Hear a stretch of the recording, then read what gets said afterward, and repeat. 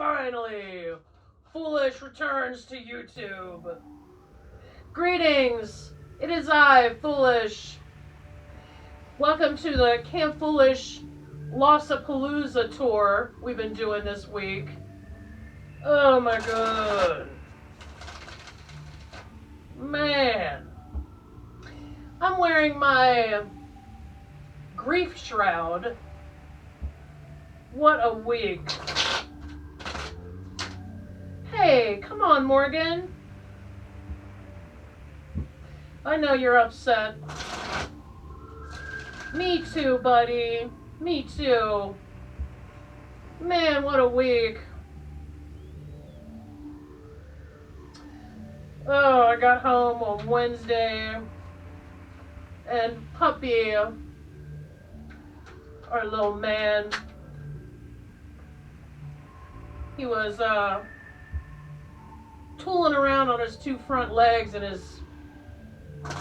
his rear legs were just dragging behind him. I don't know what happened. He was acting weird.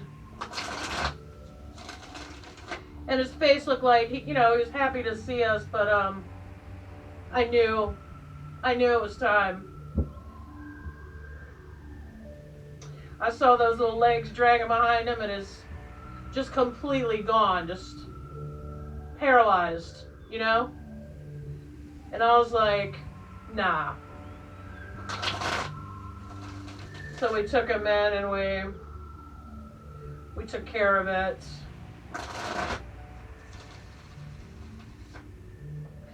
Now we're puppyless. We have no puppy.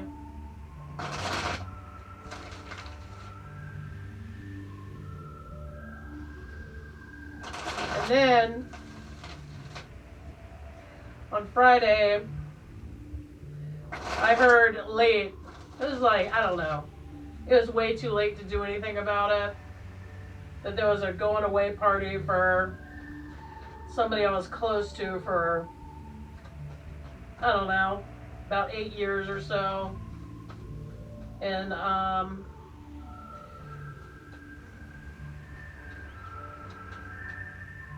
I went by to get my stuff this morning.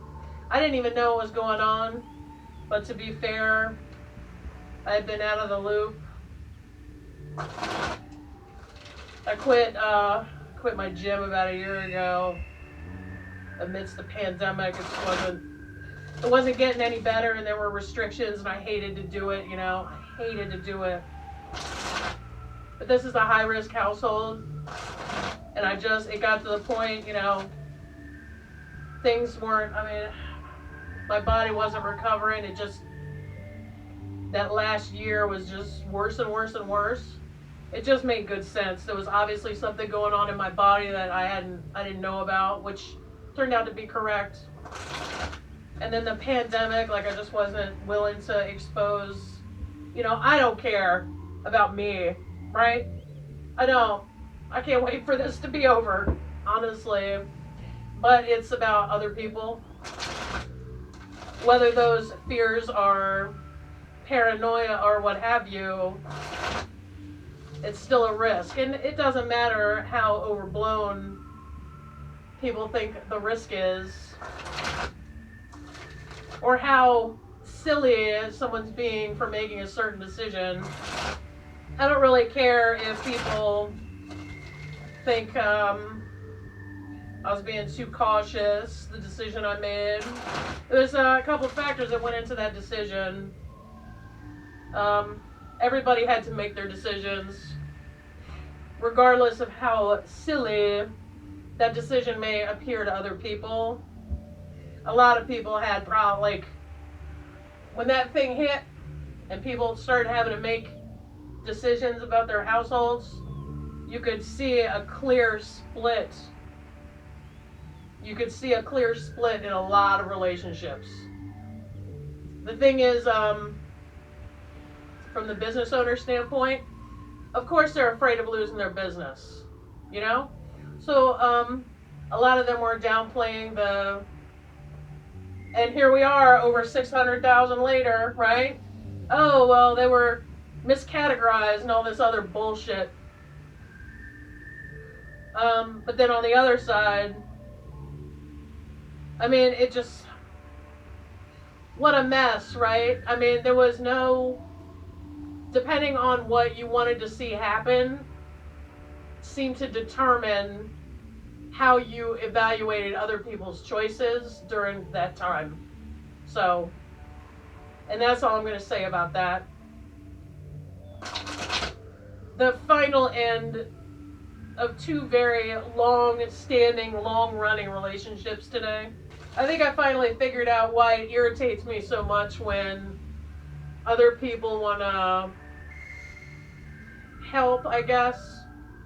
Because there's no one can really help. This is my opinion, okay? Like, nobody can process those feelings for you. The only thing they really can do is try to support you through often very cliche and tired ass wisdoms, okay? It's not that they don't, they're just trying to help. But there's a difference, a vast difference between perspective and processing. I realized that this week. Nothing anyone can say to me can help me process the feelings. And maybe that's why I get annoyed and often don't talk about things that are bothering me until I've processed them. Because the things that people say to you about it can be well-intentioned, but very upsetting, you know? When you're in that place where you're trying to process an emotion, and then someone who may not know how to process their own, right?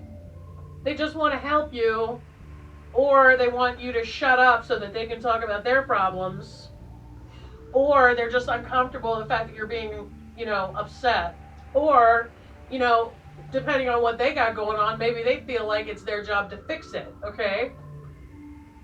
None of these things make people bad. It's just, everybody has a different fingerprint, if you will, for dealing with emotions. What I do is I process them on my own for as long as I can until the point where I cannot tolerate it any longer. I just sit with it, cry, whatever. I'm a big fan of cry because it happened, smile because it's over, right? We know that in every loss, there's a potential to feel some relief. Like, if you always feared a relationship ending, and then it finally does end, and then you go, oh, that wasn't as bad as I thought it would be. Or, like in Lil Man's case, where, he's suffering, right? You know it's going to kill you to do without this dog. But you feel relief after you put him down because he's out of pain. There's always, I don't want to say a bright side, but it's just that those things are perspectives and they do not take the place of the actual processing. So I stay away from people until I'm done with the processing for as long as I can, so that they don't say some stupid shit that hits me wrong, and now we've got another emotion to process on top of that, and then we can run around with our narrative about how uncaring people are, right? That's extra stuff. I try to sit with the raw stuff and just do my best with it. Mr. Foolish was obviously, we both went to take care of our puppy on Wednesday. We were both there. And it's great when you've been married for somebody for so long that you know you're married to an ugly crier and it's no longer a surprise. So great. Then the finality of this, ended relationship. That, today is really the first day of it really hitting me that it's final, it's done. There will be no more opportunities. It's just finished. The book is closed. The book is over. We have finished the book. I finally talked to Mr. Foolish about it. And he knew exactly what to do. We made a big joke out of it, actually. And now we're using, I'm not going to get into the joke because it's a lot of details. But then, he mentioned something that he thought I might really enjoy. And that is, of course, The Rock's WWE promos from like 20 years ago. Finally! The Rock has returned to New Jersey. Oh man, that was hilarious. In it, he's like talking to the sports commentator. It's like interviewing him or whatever. And he's doing his thing. He's doing his Rock shtick, And he's like, I don't care. It doesn't matter what you call the event. You can call it Penis in Uranus. You can call it doesn't matter. And I'm just like dying. So thanks for the assist, Mr. Foolish. Nothing clears my mind or my heart like a joke about Uranus. Nothing makes me laugh harder than any reference to Uranus. Oh. Mr. Foolish. The emotional medic of Camp Foolish. We're going to do a surprise Morgan about the grief machine that's been running. Particularly at the end of the week. We really... Yeah, man. Show enough, Morgan. Morgan witnessed the entire thing. I was just curious. I'm a little less raw. Still going to be a lot of crying, I'm sure. I'm still wearing my grief shroud. Alright. It's because I didn't have a veil. And I guess I need to get one. Morgan saw the whole thing. What does Morgan have to say about it? Wait a minute. I feel like that should be... Yeah. Uh-oh, boobies.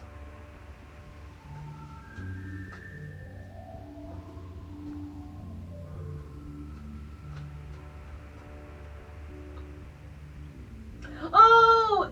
You know what?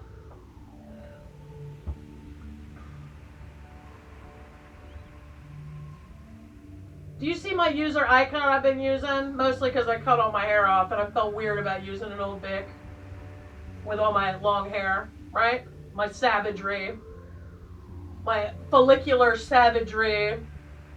So I changed it back to Zero the Hero. I was in a live stream the other day and I don't think people understood it, which, maybe they're not Black Sabbath fans. Zero the Hero is one of my favorite songs by Black Sabbath, and when I look at the lyrics, sometimes I wonder if they were actually talking about the tarot card, the Fool. Look, it's zero. The zero is on top of the card. I call myself foolish. I'm the Fool card. I'm a fool, right? Zero. Zero the Hero. Hero's journey. I mean, it works on so many levels. And we're just going to ignore the fact that it showed up reversed. We're not going to worry about that. We just need 2 more cards.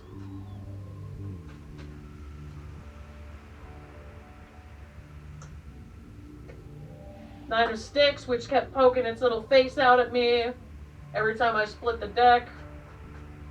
I saw you. I saw you earlier. It's like he was warning me. And the 7 of Sticks. Look at that guy.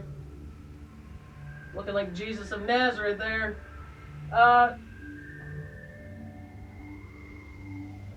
He's like, oh, these wands are safe. There's no way it would support my weight. Hey, why are we being sacrilegious right now? Yeah, I'm just making jokes, people. I'm just here for the jokes. All right, let's see what Morgan has to say about this Lossapalooza that occurred this week. Knight of Cups, and I was in my cups. Oh my God. Oh. In some ways I still am. We're not done with the processing, but welcome to the Fifi's processing plant, right? Cups full of Fifis and feces. After a while, you know? Fifis, they can turn on you. Charming, likable, romantic, poetic, idealizes love. Willing to feel and show deep emotion to others, inner sensitivity. Truer words, you know? You're right on with that, Morgan. The Star. With the number on the top of the card. Why are we not using the number? Because they're all in number order. They're all in numerical order. All right. Hope, optimism, feeling positive about future possibilities. That's true, because the thing about loss, and again, this is a perspective. This is not a substitute for processing, right? On the one hand, like who enjoys loss, right? Nobody digs it, right? But rationally, intellectually, I know, and maybe even spiritually, in some ways, I know for sure that loss means your docket is getting cleared. That's how I think of it. Loss is awful. It feels terrible. If you really feel it, it's no fun. All right? But you have to get rid of things to make room for new things. Right? And sometimes the hardest part about loss is that time between the loss, especially if you've lost a lot. We've lost very important people this year. Now our puppy, couple relationships, never gonna be renewed, never gonna be the same. My dead gay husbands. I love my dead gay husbands. A lot of stuff has been getting cleaned off our docket, okay? And I'm not saying that those things were terrible or they were awful or anything like that. I'm just saying they're no longer on the docket, which can be very painful to have these things removed. And then the time between things getting cleared off your docket and the new stuff coming in, the abyss, right? Okay, all these things are cleared out, and now we're waiting for the new stuff to come. And it will come. It always does. Emotionally, though, that doesn't really help, does it? You still feel the loss, and that's okay. You don't have to repave the driveway. We had these things that are now off the docket, off the table, removed from our present. New things are coming. We can still accept the new things while also mourning the loss of these things. That's okay. We don't have to say, oh, well, it's a good thing that these things are gone, because then look at all this new stuff I'm getting. It's like books. You don't forget the old book you just finished reading just because you started reading a new book, right? You can remember books that you've read, perhaps even fondly, right? Back to the Star. Self-derailment. Hope, optimism, feeling positive about future possibilities. Yeah, I started again. Started from the top. A state of serenity that comes from believing things will be okay. I do believe that. Because I've been okay a million times. Restored faith, renewed hope. A spiritual or emotional boost, nourished, replenished. That's what we're doing right now. Healing, restoration, renewal. Yes. Giving back, paying it forward. Hopefully. Because you know that's almost always my goal. Now let's see what this fool's up to. Listen, I know that this came up reversed, but I don't think that is the way it was supposed to be. But we're gonna read them both, okay?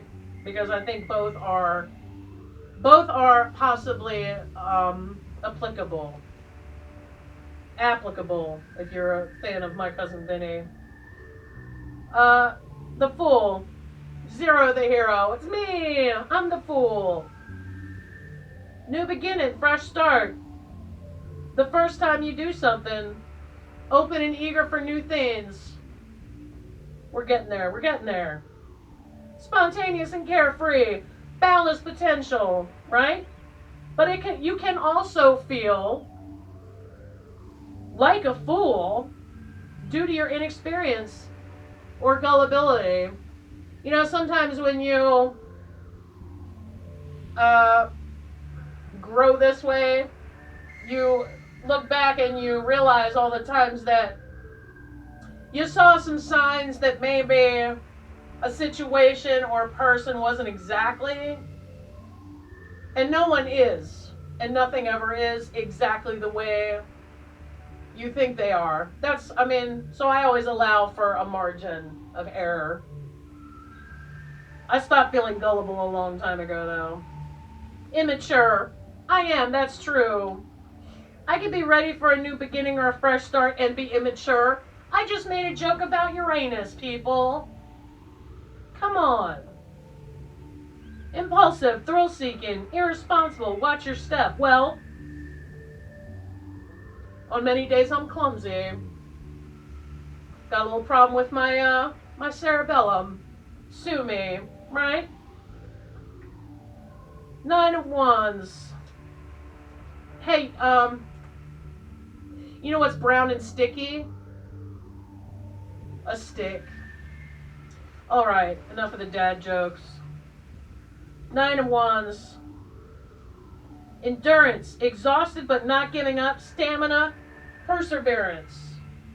Resilience, able to bounce back after rough times. Oh man, this week. Committed to seeing a project through to the very end. Yes. This Lossapalooza, I'm determined to process these feelings for as long as I need to. I don't care if it takes I don't know how long it takes. Because those things don't run on a schedule, do they? And it doesn't get sped up by telling ourselves stuff like, oh, well, there's a reason for everything. Don't cry because it's over. Smile because it happened. None of those things help you process your feelings any faster. So just, process them.